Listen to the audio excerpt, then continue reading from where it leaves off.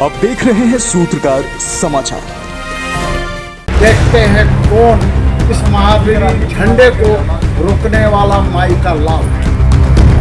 इरफान अंसारी जी बांग्लादेशी हैं। रामनवमी और सरहुल जुलूस में डीजे और लाउड स्पीकर बजाने पर प्रतिबंध लगाने के विरोध में भाजपा विधायक मनीष जायसवाल ने सदन में जमकर हंगामा किया। हजारीबाग के विधायक मनीष जायसवाल ने सरकार से जवाब मांगते स्पीकर के आसन के पास पहुंच गए और जवाब नहीं मिलने पर अपना कुर्ता फाड़ दिया। सदन के बाहर निकलने पर मीडिया से बात करते हुए मनीष जायसवाल ने कहा कि लॉ ऑर्डर के नाम पर 5000 निर्दोषों लोगों पर 107 धारा लगा दिया गया है। कई लोग धरने पर हैं तो कई आमरण अनशन पर हैं। उन्होंने सरकार से पूछा कि क्या वो लोग तालिबान में रह रहे हैं। मनीष ने कांग्रेस विधायक इरफान पर पलटवार करते कहा कि वे बांग्लादेशी हैं। वहीं सीपी सिंह ने कहा कि सरकार विपक्ष के सवाल का जवाब नहीं दे रही है। कोई मां का लाल नहीं जो रामनवमी जुलूस रोक सके।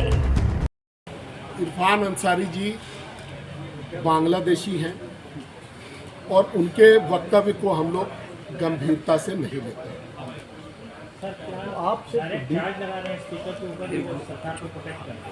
बिल्कुल, जब आप सरकार से जवाब अगर आप नहीं दिलवा रहे इतने ये मुद्दे पर, जबकि बार बार अगर पूरा विपक्ष एक होकर के भी किसी बात को अगर बोल रहा है और आप उस पर भी जवाब अगर सरकार का नहीं दिलवा रहे हैं तो आप डेफिनेटली सरकार को प्रोटेक्ट कर रहे हैं।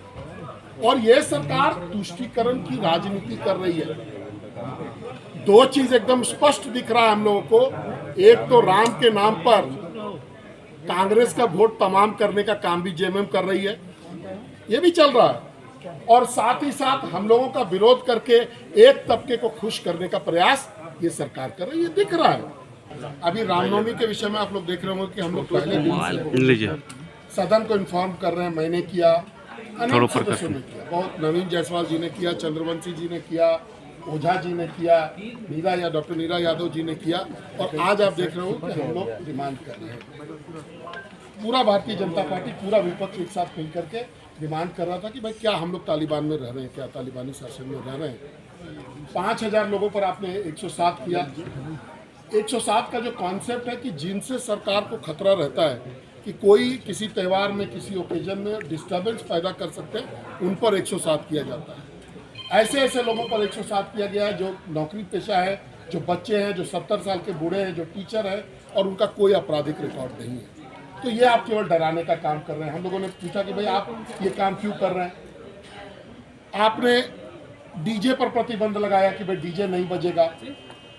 क्यों नहीं बजेगा इसका आपने कोई उदाहरण नहीं दिया। हजारीबाग में अभी कुछ लोग धरना पर बैठे हैं। पिछले बार मंगला का जुलूस निकलना था, प्रशासन ने विरोध करवाया और उसके बाद कुछ लोग धरने पर बैठे, उन 9 लोगों पर केस कर दिया गया। आज 5 लोग बल्कि आमरण अनशन पर बैठे हुए हैं। उसमें कुछ लोगों की स्थिति गंभीर है, सरकार कोई सुनवाई नहीं कर रही है। वहाँ के थानेदार ओपनली जा रहे हैं डीजे वालों के घरों पर, उनसे बॉन्ड लिखवा रहे हैं रात में 2-2 बजे तक कि आप डीजे नहीं देंगे। क्लब वालों को डराया जा रहा है, धमकाया जा रहा है, अखाड़ा वालों को कि भाई तुम अगर डीजे के साथ निकालोगे तो तुम्हारे पर केस कर देंगे, अगर कोई पुराना केस होगा तो उसमें फंसा देंगे। तो हम लोग जानना चाह रहे थे भाई सदन चल रहा है, प्रमुख विपक्ष की भूमिका में हम लोग हैं, तो क्या हम लोग तालिबान में रहते हैं? क्या हम लोग तालिबानी शासन में रहते हैं? क्या झारखंड में हिंदू होना गुनाह है? ये हम लोग जानने का प्रयास कर रहे थे। आज हम लोगों ने जब जानने का प्रयास किया तो पहली बार अध्यक्ष जी ने एडजॉर्न कर दिया। बाद में फिर जब हम लोगों ने जानने का प्रयास किया, मेरा यही मांग था कि भाई आप सरकार से उत्तर दिलवा दीजिए कि ऐसा क्यों हो रहा है, या सरकार क्या इसमें इंटरवीन करना चाहती है कि नहीं करना चाहती है। तो बस हो गया, बस आपका सूचना आ गया। तो हम लोग सूचना देने के लिए थोड़े ही हैं। इतना महत्वपूर्ण विषय है राज्य का, पूरे राज्य में ही नहीं, पूरे देश में ही नहीं, पूरे विश्व का सबसे बड़ा राज्य अगर आप रामनवमी देखेंगे तो ये हजारीबाग से शुरू होता है। तो क्या इस विषय पर इस सदन में सरकार का उत्तर आना चाहिए था कि नहीं आना चाहिए था?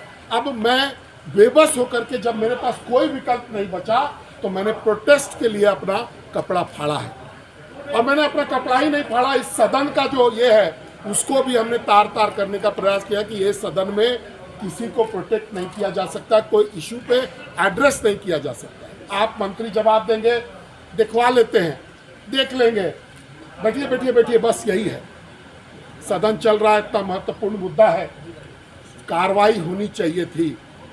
आज आपके माध्यम से भी हम लोग मांग करते हैं कि वहाँ जो हिंदुओं पर दमन हो रहा है, जो अत्याचार हो रहा है, उसको तुरंत सरकार उस पर अविलंब रोक लगाए।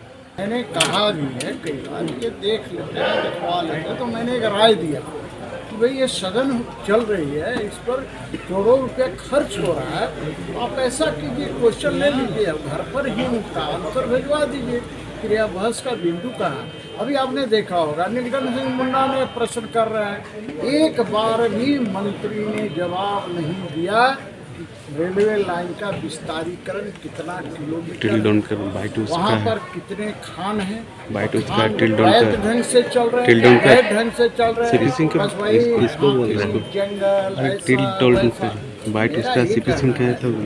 इस तरह से सदन इतिहास में ये लिखा जाएगा।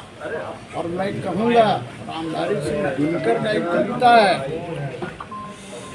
समर शेष है नहीं पाप का भागी केवल व्याध, जो थिंकिंग जो है वही ना थिंकिंग लिखेगा उसका भी अपराध इतिहास।